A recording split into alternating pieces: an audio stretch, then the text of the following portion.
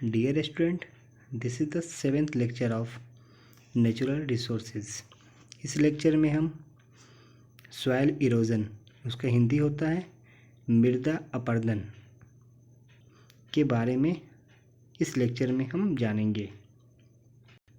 Soil erosion natural force like water and air से होता है। Cultivation of foods and other crops depend upon soil fertility. Different factors cause soil erosion such as physical and other factors. First, physical factors include the slope of land, intensity of rainfall and velocity of wind. And second, other factors include deforestation, overutilizations of land, overgrazings and adopting of the unscientific farming method। यानी कि अर्थ पे जितने भी living things पाए जाते हैं वो indirectly soil पे डिपेंड है। अगर जिस रफ्तार से सॉइल इरोजन हो रहा है, आने वाले 20 to 25 ईयर्स में इस पृथ्वी से सॉइल ख़त्म हो जाएगा। फिर हम इस पृथ्वी पे नहीं रह सकते हैं, क्योंकि हमारी जो 95% नीड्स को फुलफ़िल होता है वो सॉइल से ही होता है। तो हम आते हैं कि कंजर्वेशन ऑफ सॉइल को कैसे हम कंजर्व करके रखें, कैसे बचाएं। देखिए यहाँ लिखा हुआ है, soil is one of the greatest gift of nature given to human being. We obtain almost everything from soil. We get primary food products such as grains, vegetables and fruits। यानी हमें फूड्स के साथ साथ vegetables, fruits, air, ये सब कुछ soil से ही मिलता है। तो इसे हमें कैसे कंजर्व करना चाहिए। तो फर्स्ट आते हैं एफॉरेस्टेशन।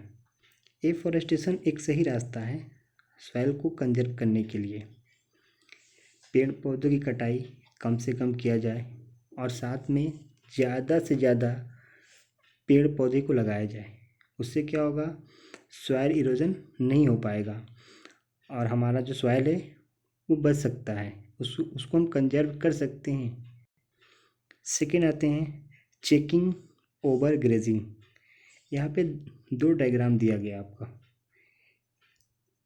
यानी grazing is very important but over grazing of forest and grasslands by animals not goods. यानी ओवर ग्रेजिंग होगा तो ग्रासलैंड क्या होगा, ख़त्म हो जाएगा। तो मिट्टी क्या हो जाएगी, भुरभुरा हो जाएगी, जो सॉइल जो विंड से और वाटर रेनफॉल से आसानी से इरोज हो जाएगी। इसलिए ओवर ग्रेजिंग भी से बचना चाहिए।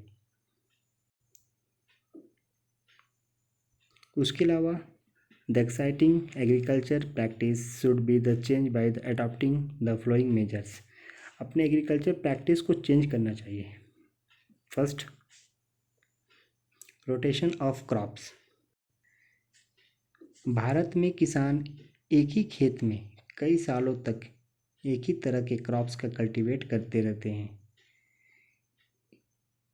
जिससे क्या होता है, सॉइल का जो नाइट्रोजन है वो डे बाय डे ख़त्म होते चला जाता है। तो इसीलिए हमें सेम लैंड पे क्रॉप्स को रोटेट करके कल्टीवेशन करना चाहिए। यहाँ पे जैसे आपको डायग्राम दिया गया है, यहाँ पे 2 क्रॉप्स को इंडिकेट किया गया है। यानी एक समय में आप व्हीट की खेती कीजिए, दूसरे समय में आप राइस की खेती कीजिए। नेक्स्ट आते हैं strip cropping. Parallel to one another crops may be cultivated in alternative strip. यानी एक ही फील्ड में अलग अलग फसलों को स्ट्रिप बनाकर, यहाँ पे स्ट्रिप बना हुआ है, क्रॉपिंग किया जाता है। एग्जाम्पल मक्का, cotton, potato etc। Next contour farming. इस तरह के फार्मिंग में फार्मर स्लोप के एरिया में रो बनाकर कल्टीवेट करते हैं। कल्टीवेट के इस तरीका में फार्मर एक स्लोप में लंबी रो बनाकर फसल प्रोड्यूस करते हैं। इस तरह की खेती करने से जो सबसे बड़ा प्रॉफिट होता है वो ये है कि सॉइल इरोजन नहीं होता है और ना ही मिट्टी का कटाव होता है। नेक्स्ट, कवर लैंड, यानी खाली ज़मीन को ढकने के लिए कवर क्रॉप्स उगाई जाती है जिससे सॉइल इरोजन ना हो। ऐसी फसलें ज़्यादातर बागों और बागानों में उगाई जाती है जहाँ पेड़ की फसलों को जेस्टेशन पीरियड लॉन्ग होता है। नेक्स्ट, फेलोइंग, जब सॉइल की फर्टिलिटी कम हो जाती है तो कुछ सालों के लिए सॉइल को खाली छोड़ा जाता है ताकि नेचुरल फोर्स की वजह से सॉइल में फर्टिलिटी आ जाए, जिससे फिर इसको हम लोग कल्टीवेशन लैंड बना सकें।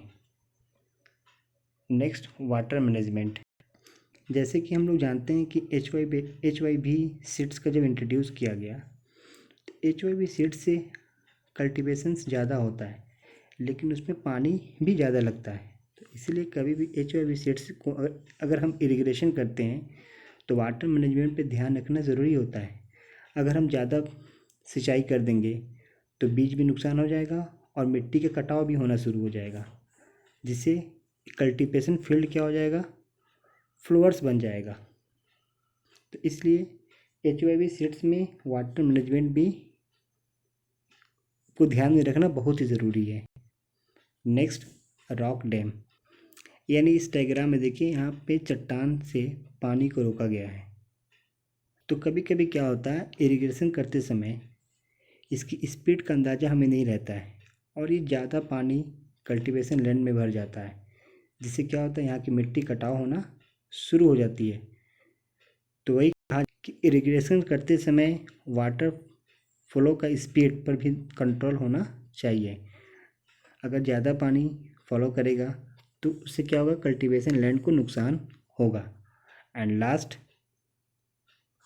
इंटेंसिव खाद, यानी कि यूज़ ऑफ केमिकल्स फर्टिलाइजर्स, खेतों में हमें केमिकल्स फर्टिलाइजर्स का यूज़ करना चाहिए जिससे कम क्रॉप लैंड में हम लोग ज़्यादा से ज़्यादा फसल को उगा सकें। आई होप आपको soil erosion and conservation of soil clear हो गया होगा। नेक्स्ट लेक्चर में हम लोग वाटर रिसोर्स के बारे में जानेंगे। अगर ये वीडियो आपको अच्छी लगे तो please like, comment and subscribe our YouTube channel.